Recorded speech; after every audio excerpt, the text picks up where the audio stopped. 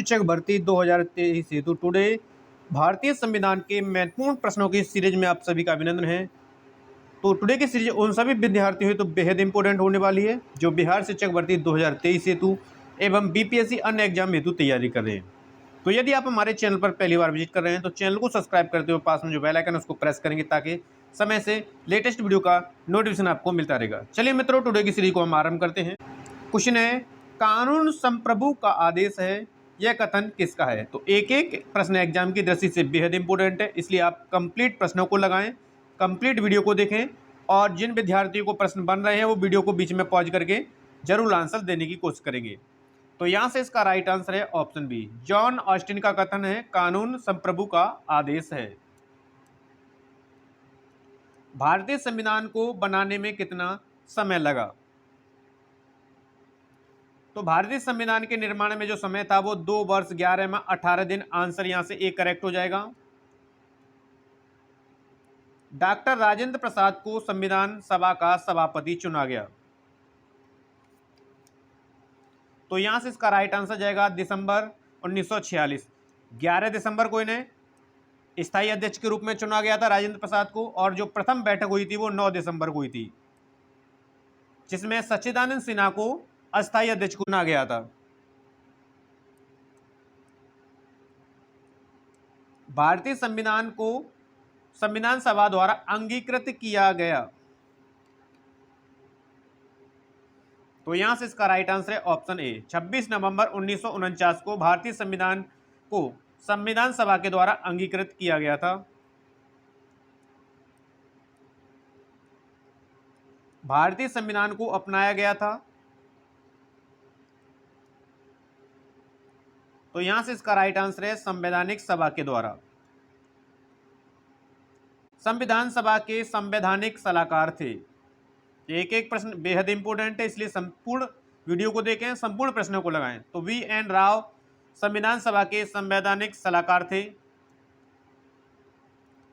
भारतीय संविधान लागू हुआ। तो भारतीय संविधान लागू हुआ था 26 जनवरी 1950 से। संविधान सभा की प्रथम बैठक कब हुई? तो संविधान सभा की प्रथम बैठक 9 दिसंबर 1946 में हुई थी, जहां पर सच्चिदानंद सिन्हा को अस्थायी अध्यक्ष के रूप में चुना गया, और दूसरी बैठक हुई थी 11 दिसंबर जिसमें राजेंद्र प्रसाद को स्थायी अध्यक्ष के रूप में चुना गया था। 26 नवंबर 1949 को संविधान के किस उपबंधों को प्रभावी किया गया? तो यहां से इसका राइट आंसर जाएगा ऑप्शन सी, नागरिकता, निर्वाचन और अंतरिम संसद। संविधान सभा की प्रांतीय संविधान समिति के अध्यक्ष थे। प्रश्न और ऑप्शन दोनों को ध्यान से रीड करना है ताकि बेहतर तरीके से तैयारी और आने वाले एग्जाम में क्वेश्चन बने तो बेहतर तरीके से आप परफॉर्म कर पाएं। तो यहां से इसका राइट आंसर जाएगा सरदार वल्लभ भाई पटेल। किस अधिनियम ने इंग्लैंड में होने वाली वार्षिक परीक्षा के माध्यम से सिविल सेवकों की नियुक्ति को अनुमति किया?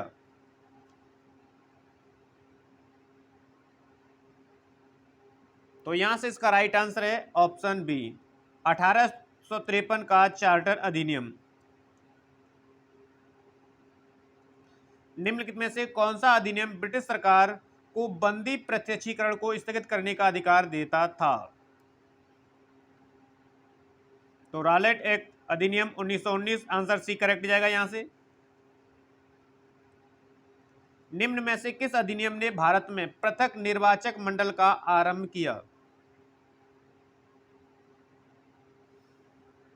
तो भारतीय परिषद अधिनियम, या इसे मार्लो मिंटो सुधार भी कहा जाता है। प्रोफेसर केसी हियर के अनुसार भारतीय संविधान है। तो इनके अकॉर्डिंग भारतीय संविधान जो है कठोर और लचीलेपन दोनों का मिश्रण है, यानी कि अर्धसंघीय। आंसर डी करेक्ट जाएगा यहां से। इनमें से किसने इस विचार को व्यक्त किया कि भारतीय संविधान उतना ही संघीय है जितना इसे दोहरी राजनीति कहा जा सकता है? तो यह कहने वाले डॉक्टर बी आर अम्बेडकर थे, जो कि संविधान सभा के प्रारूप समिति के अध्यक्ष थे। प्रांतीय सरकारों का गठन निम्नलिखित में से किस अधिनियम के तहत किया गया था?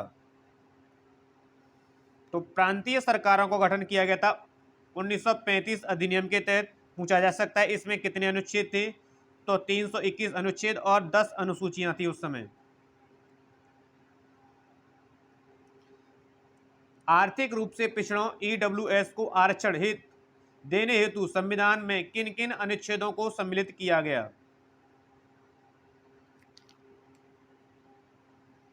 तो यहां से इसका राइट आंसर है ऑप्शन डी, अनुच्छेद 15 का 6 एवं 16 के 6 किस संशोधन के तहत किया गया? तो 103वां संविधान संशोधन जिन्हें सामान्य वर्ग के पिछड़ों को 10% आरक्षण व्यवस्था लागू की गई। भारतीय संविधान के अनुच्छेद 14 में लिखा हुआ कानून के समक्ष समानता किस देश के संविधान से लिया गया है? तो यह ब्रिटेन के संविधान से लिया गया। आंसर बी करेक्ट जाएगा यहां से। भारत में यदि एक देश एक चुनाव लागू किया जाता तो भारतीय संविधान के किस अनुच्छेद में संशोधन की आवश्यकता होगी? तो यदि भारत में एक देश एक चुनाव लागू किया जाए तो अनुच्छेद 183, अनुच्छेद 172, अनुच्छेद 185, 174, 356 आदि अनुच्छेदों में संशोधन की आवश्यकता होगी। तो यहां से आपका आंसर जाएगा एक से अधिक। दोहरी नागरिकता लक्षण है? तो दोहरी नागरिकता लक्षण है संघात्मक शासन का। आंसर भी करेक्ट जाएगा यहां से।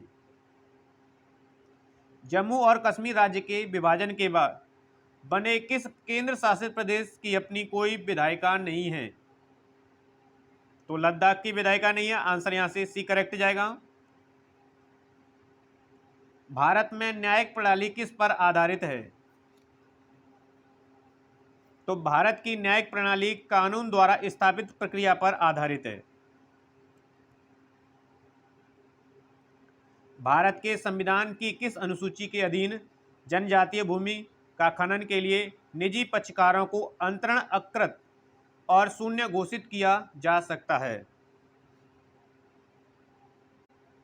तो यहां से इसका राइट आंसर है ऑप्शन बी, 5वीं अनुसूची। भारतीय संविधान की किस अनुसूची में भारतीय भाषाओं की सूची सम्मिलित की गई? तो यहां से इसका राइट आंसर है 8वीं अनुसूची। उस समय भाषा 14 थी, वर्तमान में पूछे जाएंगे तो 22 भाषाएं हैं। निम्नलिखित में से संघीय शासन की एक प्रमुख विशेषता क्या है? तो यहां से इसका राइट आंसर है ऑप्शन डी, केंद्र और राज्य अपनी शक्तियां संविधान से प्राप्त करते हैं। निम्नलिखित में से क्या संविधान की 11वीं अनुसूची में शामिल नहीं है? तो 11वीं अनुसूची में जो शामिल नहीं है वो ग्रामीण खेल है। कितने विषय शामिल है यदि यह पूछा जाएगा तो आपका जवाब आएगा 29 विषय।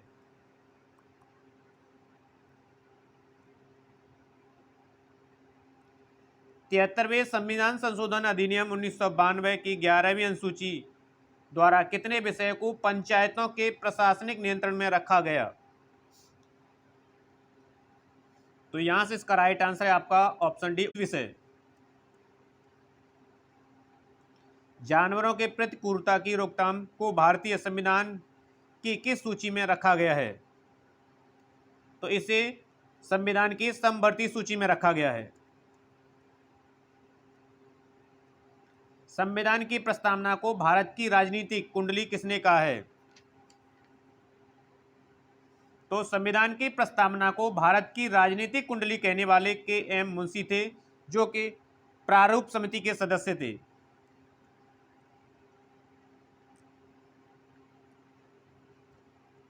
सूची 1 और सूची 2 को मिलाइए और नीचे दी गई कूट की सहायता से सही उत्तर का चयन करें। तो सूचियों का मिलान करना है इसमें। तो ग्राम पंचायत का गठन हुआ था अनुच्छेद 40 के तहत। समान नागरिक संहिता अनुच्छेद 44 और न्यायपालिक व कार्यपालिका पृथक्करण अनुच्छेद 50, अंतर्राष्ट्रीय शांति का विकास अनुच्छेद 51 और कृषि एवं पशुपालन जो कि अनुच्छेद 48 में। तो इस तरह हमने देखा ऑप्शन को, तो एक भी मिलान नहीं हो रहा, यानी कि आंसर ई जाएगा, उपयुक्त में से कोई नहीं।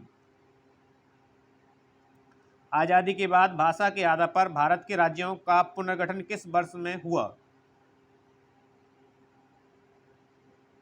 तो यहां से इसका राइट आंसर है 1956 में हुआ था। ऑप्शन सी करेक्ट हो जाएगा। निम्नलिखित में से किसे भारतीय संविधान की प्रस्तावना में स्थान नहीं मिला?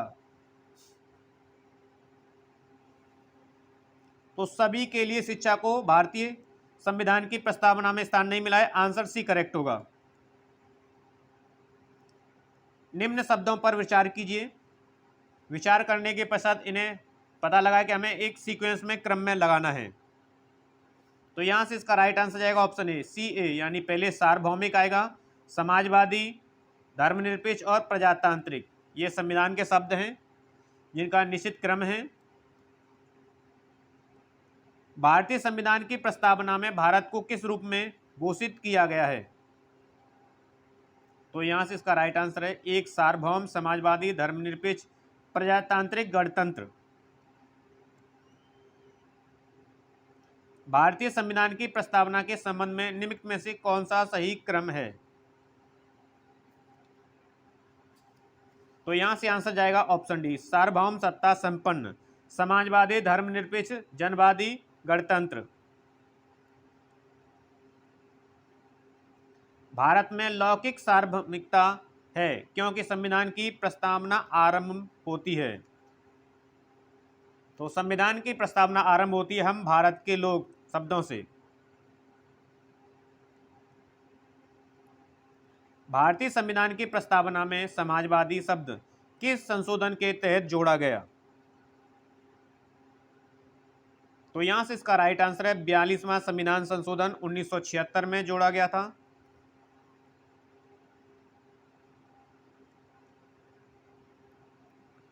भारतीय संविधान की प्रस्तावना में किस संशोधन द्वारा समाजवादी एवं धर्मनिरपेक्ष शब्द जोड़े गए थे?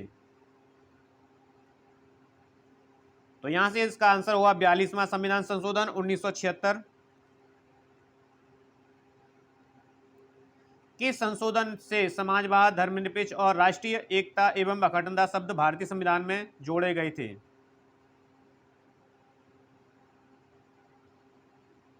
तो यहां से इसका राइट आंसर है ऑप्शन ए, 42वां संविधान संशोधन 1976। निम्नलिखित में से कौन सा भारतवर्ष को एक धर्मनिरपेक्ष राज्य के रूप में वर्णित करता है? तो संविधान की प्रस्तावना, आंसर डी करेक्ट जाएगा यहां से। भारतीय संविधान की प्रकृति क्या है? तो उपयुक्त में से एक से अधिक। कई विद्वान इसे संघीय, एकात्मक या संसदीय के रूप में एक मत नहीं हो पाए, इसलिए एक से अधिक आंसर जाएगा यहां से। एक नया राज्य बनाने में संवैधानिक संशोधन के लिए कैसा बहुमत चाहिए? तो नया राज्य बनाने के लिए साधारण बहुमत चाहिए। आंसर ए करेक्ट जाएगा यहां से। भारत में एक नया राज्य बनाना जा सकता है। तो भारत में एक नया राज्य संसद के साधारण बहुमत से बनाया जा सकता है। आंसर ए करेक्ट जाएगा यहां से। मिलान करें, सूची एक दिए हैं, इनमें से मिलान करना है। तो इस तरह हमने ऑप्शन को देखा तो बी हमारा करेक्ट जाएगा, ए सी बी मिलान सही है। निम्नलिखित में से कौन सा विषय समवर्ती सूची में है?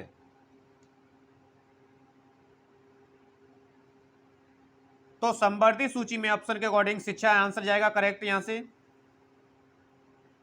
भूमि सुधार के विषयों के अंतर्गत आते हैं। तो भूमि सुधार जो है राज्य सूची के अंतर्गत आते हैं। आंसर सी करेक्ट जाएगा यहां से। भारतीय नागरिकता नहीं प्राप्त की जा सकती। तो बैंक में धन जमा करके, और जो प्राप्त की जा सकती है जन्म से, देशीकरण के द्वारा, किसी भूभाग में सम्मेलन के द्वारा, पंजीकरण के माध्यम से, वंश के आधार पर आदि के आधार पर जो है नागरिकता प्राप्त की जाती है। भारतीय संविधान की 10वीं अनुसूची का संबंध है। तो 10वीं अनुसूची का संबंध है दल बदल विरोधी कानून से। आंसर यहां से डी करेक्ट जाएगा। पूछा जा सकता है इसे कब लाया गया था? तो 1985 में, 52 में, संविधान संशोधन अधिनियम के माध्यम से। भारतीय संविधान की जिस धारा के अनुसार विधानसभा का गठन होता है वह है, तो धारा 170 के तहत आंसर सी करेक्ट जाएगा यहां से। निम्नलिखित में से कौन सा भारतीय संघ का 28वां राज्य है? तो 28वां राज्य झारखंड बना था, जो 15 नवंबर 2000 को अलग हुआ था।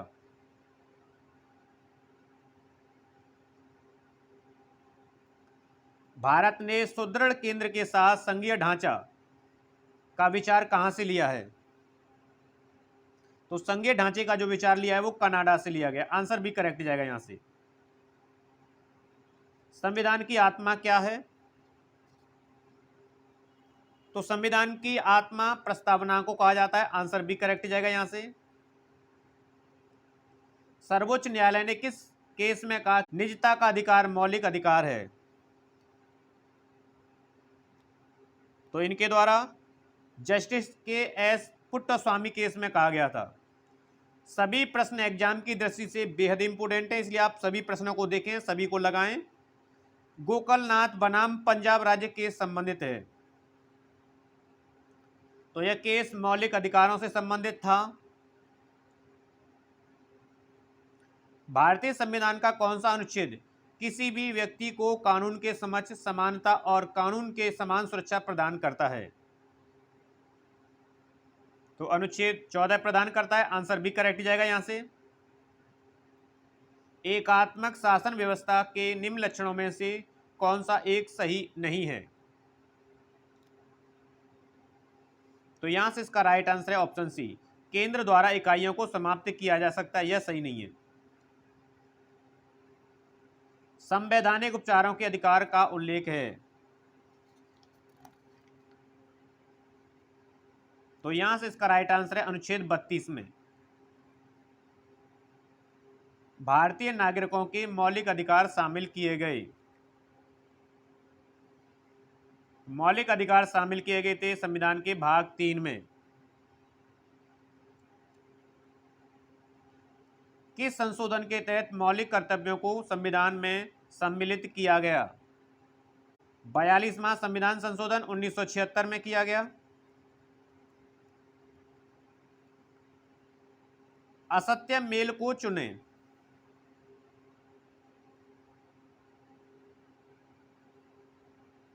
तो यहां से इसका राइट आंसर जाएगा ऑप्शन डी, उपयुक्त सभी जो हैं असुमेलित हैं।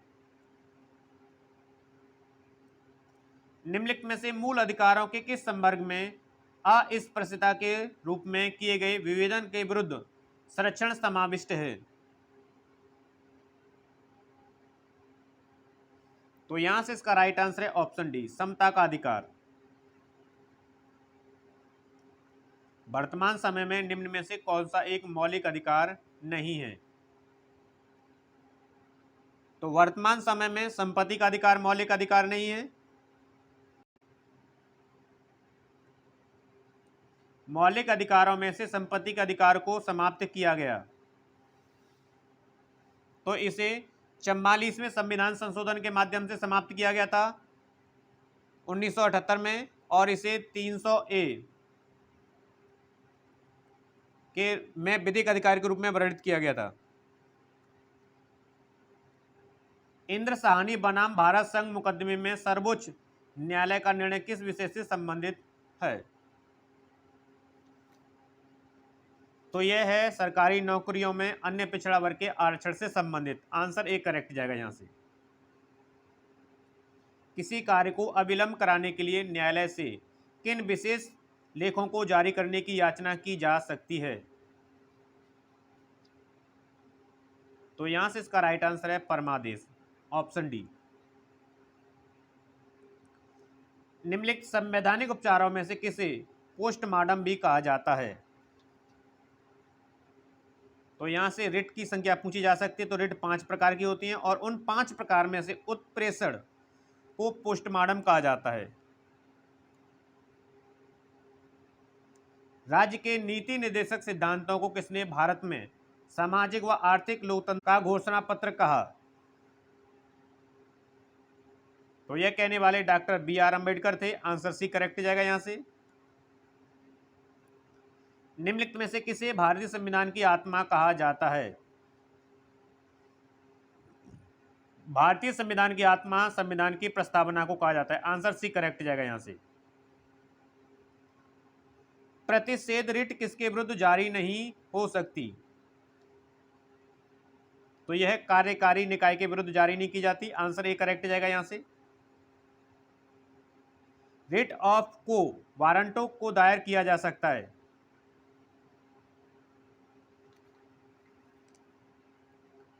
तो यहां से इसका राइट आंसर जाएगा ऑप्शन सी, किसी भी निजी व्यक्ति द्वारा चाहे पीड़ित हो या नहीं वह दायर कर सकता है इसे। एवी डायसी के अनुसार भारत में विधि का शासन किसमें निहित है? तो यह भारत के संविधान का अनुच्छेद 14 में निहित है। आंसर यहां से सी करेक्ट जाएगा। विधि का नियम या कानून का अधिराज्य का मतलब क्या है? तो यहां से आंसर जाएगा ऑप्शन ए, सभी के लिए एक कानून और सभी के लिए एक न्यायतंत्र। विधि का शासन का मतलब है, तो यहां से आंसर जाएगा ऑप्शन डी, कानून की भावना की व्यापकता और मानीपन से बचना। परमादेश की रिट किसके विरुद्ध नहीं हो सकती? तो यह भारत के राष्ट्रपति के विरुद्ध नहीं हो सकती। आंसर ए करेक्ट जाएगा यहां से।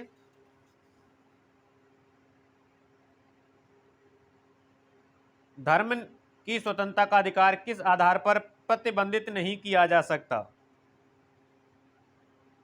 तो यहां से इसका राइट आंसर है ऑप्शन सी, राज्य की सुरक्षा के आधार पर। विधिक सूत्र संबंधित है, तो यह दोहरे खतरे से संबंधित है। आंसर ए करेक्ट जाएगा यहां से।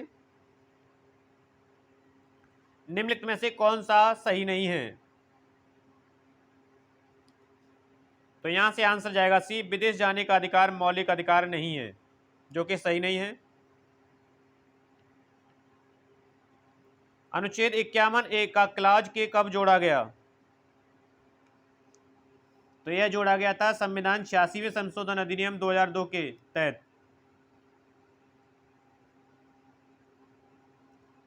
पदबंदी प्रत्यक्षीकरण संबंधित है,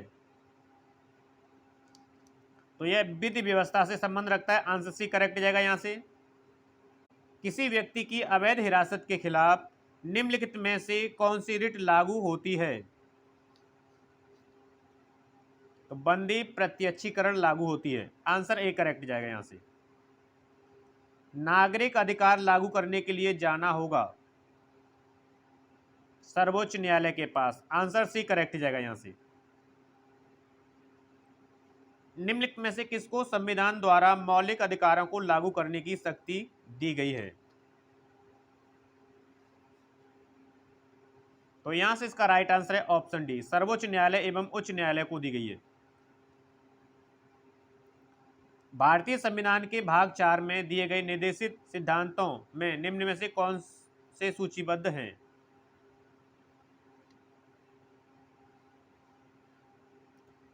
सामान्य कार्य के लिए समान वेतन है, समान नागरिक संहिता है, छोटे परिवार का मानदंड नहीं है, प्राथमिक स्तर पर मातृभाषा में से चाहिए भी नहीं है, यानी कि आंसर जाएगा फर्स्ट और सेकंड, बी ऑप्शन करेक्ट जाएगा। उन मौलिक अधिकारों का चयन करें जो भारतीय नागरिकों को प्राप्त है परंतु गैर नागरिकों को नहीं है। तो भाषा एवं अभिव्यक्ति की स्वतंत्रता है, प्राप्त है। कानून के समझ क्षमता ये इनको प्राप्त नहीं है। अल्पसंख्यकों के अधिकार है ये। जीवन और स्वतंत्रता का संरक्षण ये भी नहीं है। तो फर्स्ट और तृतीय, आंसर ए करेक्ट जाएगा यहां से। भारतीय संविधान द्वारा प्रदत्त निम्नलिखित में से कौन सा अधिकार गैर नागरिकों को भी उपलब्ध है? तो यहां से इसका राइट आंसर ऑप्शन ए, संवैधानिक निराकरण का अधिकार। उच्चतम न्यायालय की व्यवस्था अनुसार निजी भवनों के ऊपर राष्ट्रीय झंडे को फहराना के तहत हर नागरिक का मौलिक अधिकार है। मोस्ट इंपोर्टेंट है। तो यह संविधान के अनुच्छेद 19 के फर्स्ट ए के तहत। आंसर यहां से बी करेक्ट जाएगा। निम्नलिखित में से कौन सा एक मानव अधिकार भारतीय संविधान के अंतर्गत मौलिक अधिकार भी है? शिक्षा का अधिकार। आंसर सी करेक्ट जाएगा यहां से। भारत के संविधान का निम्नलिखित में से कौन सा अनुच्छेद प्रेस की स्वतंत्रता से संबंधित है? तो प्रेस की स्वतंत्रता से संबंध रखता है अनुच्छेद 19। आंसर ए करेक्ट जाएगा यहां से। निम्नलिखित में से भारत में मौलिक कर्तव्य कौन सा है? तो यहां से इसका राइट आंसर है ऑप्शन बी, हमारी मिली जुली संस्कृति की समृद्ध विरासत को सुनिश्चित करना व महत्व प्रदान करना। मौलिक कर्तव्य को निर्धारित किया गया तो 42वें संविधान संशोधन के द्वारा। आंसर यहां से सी करेक्ट जाएगा। 42वें संशोधन अधिनियम 1976 से भारतीय संविधान में एक नया अध्याय जोड़ा गया, तो मौलिक कर्तव्य को जोड़ा गया था। आंसर यहां से सी करेक्ट जाएगा। 42वें संविधान संशोधन के 10 आचार आदेशों को किस नाम से जाना जाता है? तो इन्हें मौलिक कर्तव्य के नाम से जाना जाता है। आंसर यहां से बी करेक्ट जाएगा। भारत में निम्नलिखित में से किस के अंतर्गत पंचायती राज प्रणाली की व्यवस्था की गई? तो राज्य के नीति निर्देशक सिद्धांतों के अंतर्गत। आंसर सी करेक्ट जाएगा यहां से। भारतीय संविधान में किस अनुच्छेद के अंतर्गत नागरिकों को मौलिक अधिकार प्रदान किए गए? अनुच्छेद 12 से 35 तक। आंसर भी करेक्ट जाएगा यहां से। निम्नलिखित में से कौन सा मूलभूत अधिकार नहीं है? संपत्ति का अधिकार जाएगा। आंसर भी करेक्ट। राज्य के नीति निर्देशक सिद्धांत किस प्रकार मौलिक अधिकारों से भिन्न हैं? तो आंसर जाएगा सी, निर्देश प्रवर्तनीय नहीं है जबकि अधिकार प्रवर्तनीय है। एक कल्याणकारी राज्य के आदर्श वर्णित हैं, तो राज्य के नीति निर्देशक तत्वों में। आंसर ए करेक्ट जाएगा यहां से। संवैधानिक उपचार का अधिकार किसके अंतर्गत आता है? तो यह मौलिक अधिकार के अंतर्गत आता है। आंसर ए करेक्ट जाएगा यहां से। निम्नलिखित अनुच्छेद में से किस एक को डॉक्टर बी.आर. अंबेडकर द्वारा संविधान का हृदय एवं आत्मा कहा गया है? तो बी.आर. अंबेडकर के द्वारा अनुच्छेद 32 को संविधान का हृदय एवं आत्मा कहा गया है।